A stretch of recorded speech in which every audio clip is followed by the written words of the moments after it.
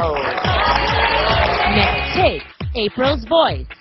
April Boy Regino, nagsalita na tungkol sa sakit niyang prostate cancer.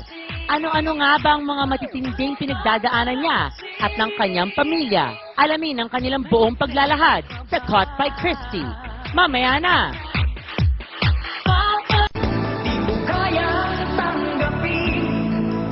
Sakol niya ang puso ng kanyang mga tagahanga dahil sa kanyang tago sa pusong mga kanta.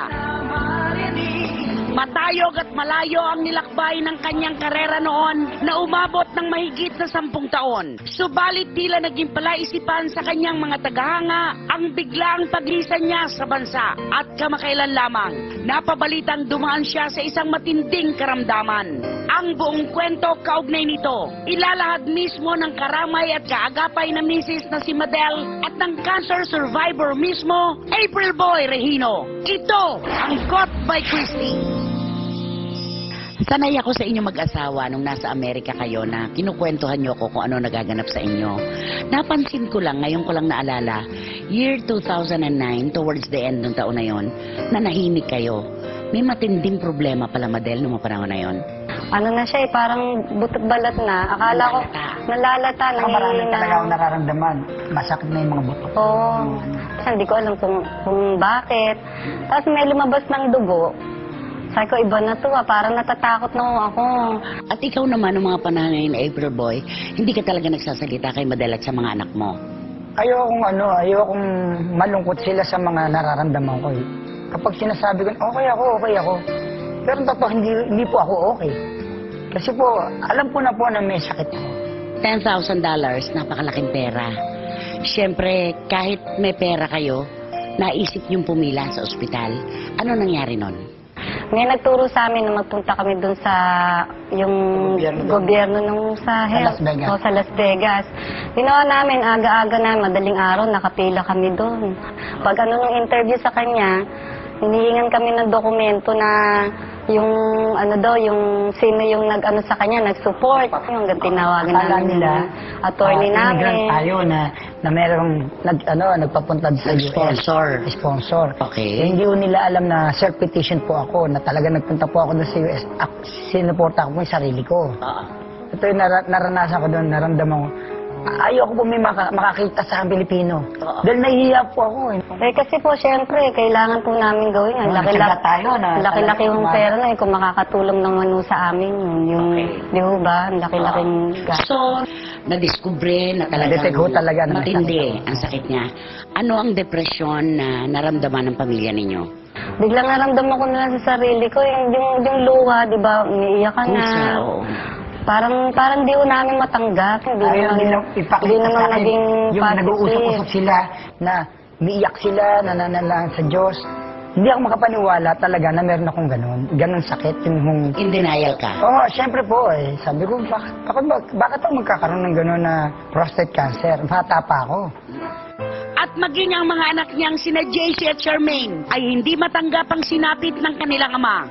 Noong una, hindi namin matanggap talaga na si Daddy nagkaroon nga ng ganong karamdaman po.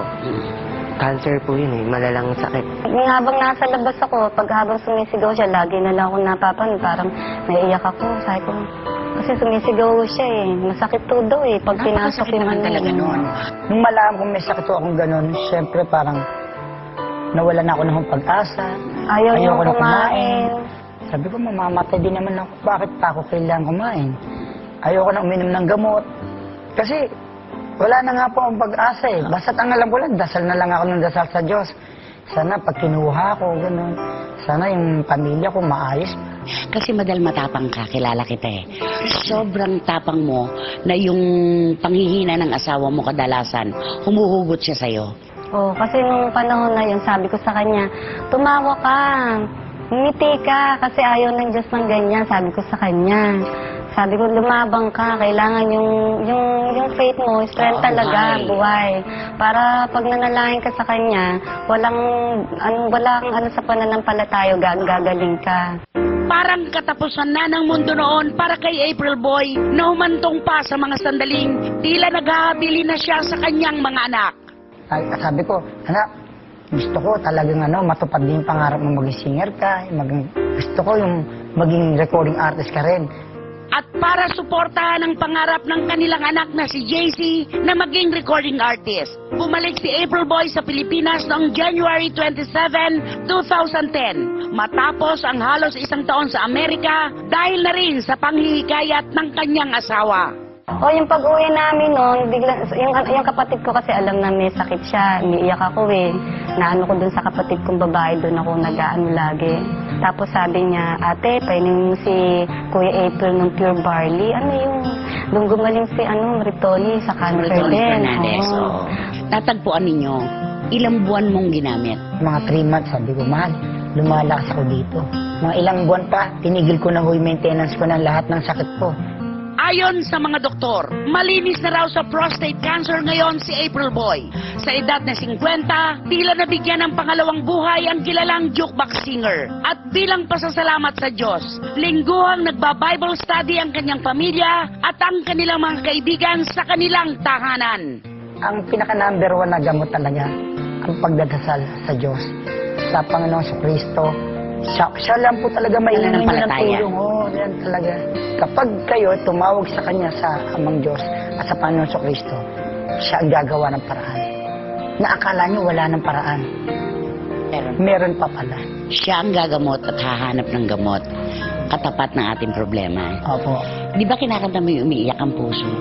Umiiyak ang puso ko't sumisigaw, pati ang isip ko damdamin ay humihiyaw. Maraming salamat. Thank you so much. Maraming salamat po.